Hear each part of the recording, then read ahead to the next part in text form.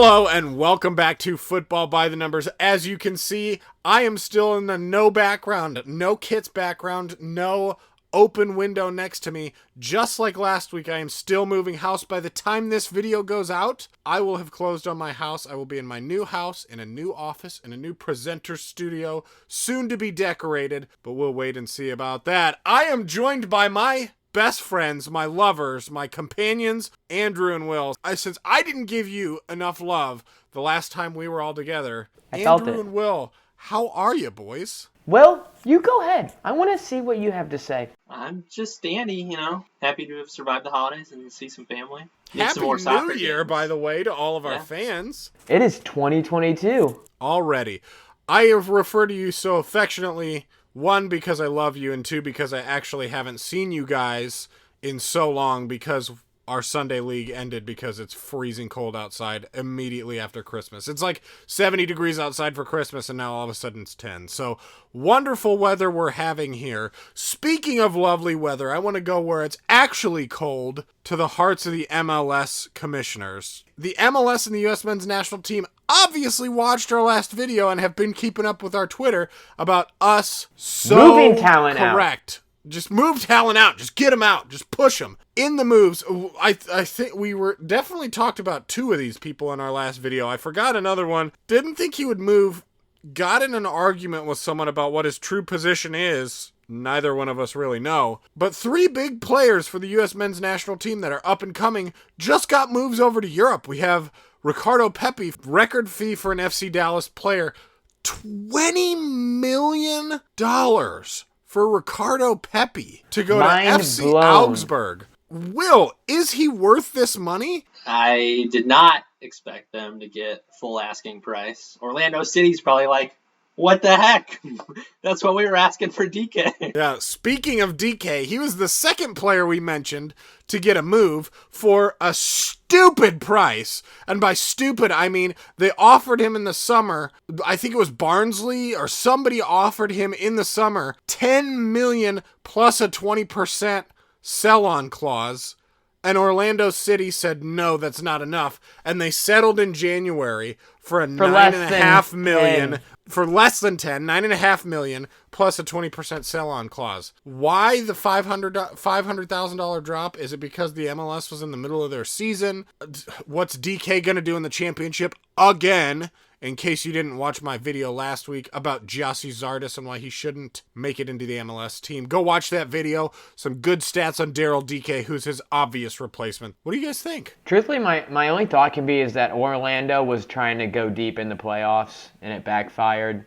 And then they're like, we're going to sell him. We're going to get what money we can. Maybe not backfired. I think that he performed somewhat well, but not performance-wise, money-wise. They sold him for less than what they were offered and halfway through the season. Well, we see right now in Europe a lot of players that are getting sold at a premium because you're halfway through the season. So maybe it's like that for the MLS too. And like you said, going on to your first point of they wanted to make it to the playoffs and actually get some good talent and retain some good talent in there, even though because these players are being bought at such a high price. So for Pepi, obviously a big upfront cash. DK down the road, 20% sell-on's pretty big. If you sell him for $40 million, that's $8 million out the door just back to Orlando City already before taxes, before agent fees, before all that other crap. Is there going to be a huge expectation for these guys to immediately dive in and perform? I mean, we saw what DK did in the championship last time he went there, but now he's over there on a permanent basis to the number 4 team in the championship. What is their expectation?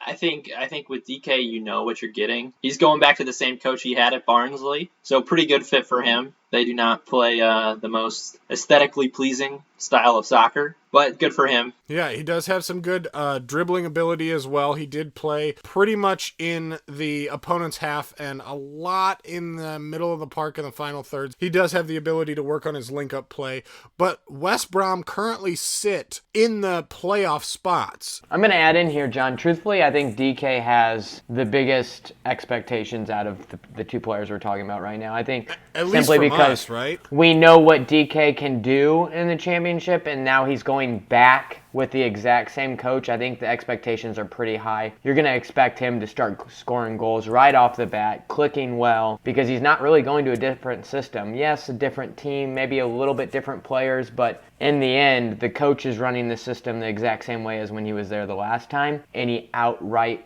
dominated. So I think if he does anything less but dominate, there's going to be some talk and maybe a little bit of mixture, even probably some haters out there that are going to come for him, even though I think DK in the end is going to make it to the highest level possible. Well, and if you look at the way things panned out last year, Barnsley made it to the playoffs. West Brom sit in 4th behind Fulham, behind Bournemouth, and behind Blackburn Rovers. That's a weird name to say in the top 4 of the championship, but they're 7 points off of first, and they are 4 points off of an automatic promotion spot. Again, we saw DK's production last year. Barnsley, they made the playoffs with DK in the lineup. Like you said, he's going into a good system. He's going in with his old coach. He's got Matias Pereira feeding him balls. He's got good service there. He's got a good coach that he's playing for, and he's in the playoffs. I think this is a pretty good move for him, just for the fact that he's in one of the upper tier clubs of the championship. He's not like a Josh Sargent where he goes to a crap team in the Bundesliga and then goes to a basement team in the Premier League, which I shouted him out last week. Shout out to James Lawrence Alcott. He did a video on one player to sell for every Premier League team, and he shouted out Josh Sargent from Norwich. Horrible money spent, of course. What were they thinking? He's going to tear up the championship next year. Don't worry. Well, Norwich always tear up the championship every year. So speaking of basement clubs, I want to go over to Germany and Pepe, because the coach said for Pepe, I believe he's going to get a lot of first team play, but Augsburg sit 1 point off of playoff spot in the Bundesliga, 2 points off of the automatic relegation, and they're not going to get last place. Greuther Fürth is pretty far down there with only 5 points. I know that the coach said he's investing for the future and blah blah blah, but is there kind of some expectation for Pepe to produce? He's coming off of I believe a 13 or 14 goal season with FC Dallas, even though they were kind of in the trash bin. They didn't even make the playoffs this year. He has scored a couple of goals for the U.S. men's national team. Definitely showing he's a wonder kid. What do you guys think? Is there some expectation to perform? I definitely think there's expectation for him to perform wholeheartedly. I think the difference between him and DK is the fact that it's unknown what Pepe can do. So I think if he doesn't perform at like a high click of goals, or maybe his impact is a little bit different than what we've seen over here at FC Dallas or for even the U.S. men's national team, there won't be quite as much hate or tear down on him, because the end goal is to develop him. He's so young. Yes, they're expecting him to come in and score goals and make an impact immediately. If he doesn't and it takes some adjustments, there's not going to be a whole lot of, oh, you're going to rip him out of the lineup, or, oh, there's going to be all this talk about what can he do? Why isn't he doing it? I think he's got a little bit more wiggle room than DK will. I agree with a lot of Andrew's points. I think there's a lot of pressure with the $20 million price tag. It's almost double what Augsburg's previous high was, at 11 million. Yeah, I think at least he's going to get a lot of playing time with that price tag, and they don't have anybody who's scored more than 3 goals on the roster this season. Yeah, and I think that if they do go down, it could be good for Pepe to just kind of integrate with the system, get familiar with the style of play, really bang some goals in the second Bundesliga, and then hop right back up. Because I think that they're good enough to hop right back up, even though the second Bundesliga is still a hard league. At the same time, while they're close to the relegation zone, they're only a few points removed from mid-table. It's that tight. It is pretty well, except from Bayern. Yeah, they're 3 points off of 11th, 4 points off of 10th. They're about 8 points off of 8th or 7th, which is getting pretty close. So that's just 3 games here in the Rückrunde, especially after training a little bit with the squad and getting used to it. And if they get a break because of COVID, there's a lot of postponements of the games, he could get some extra training time with the team. But last point I want to hit, it's conspiracy time. Bayern. The 2 things we bring up every episode, it's going to be Bayern or it's going to be Caden Clark. And guess what? Caden Clark is in the episode! He just made it. Right there. You saw it. He made it. And not only is he going to be in the episode, but he might be in the Bundesliga next year. I know, Will, that you said something about a sale loan back or something. We're not here to talk about Caden Clark, but we wanted to make sure he was in the episode. There was some rumor and some suspicion that FC Bayern funded this move to Augsburg, similar to what they did for Werder Bremen. So what they did a couple of years ago with Werder Bremen, if you guys don't know, and for you guys who don't know, is they essentially bought Serge Gnabry from Arsenal and brought him to Werder Bremen to play for a year to make sure he was actually the talent that they thought he was, so that they could bring him into Bayern the next year and buy him for cheaper than they would have. It's like Walt Disney going out and buying land in Florida for Disney World, and everybody knows who he is, what he's buying it for. They can charge a premium and a tax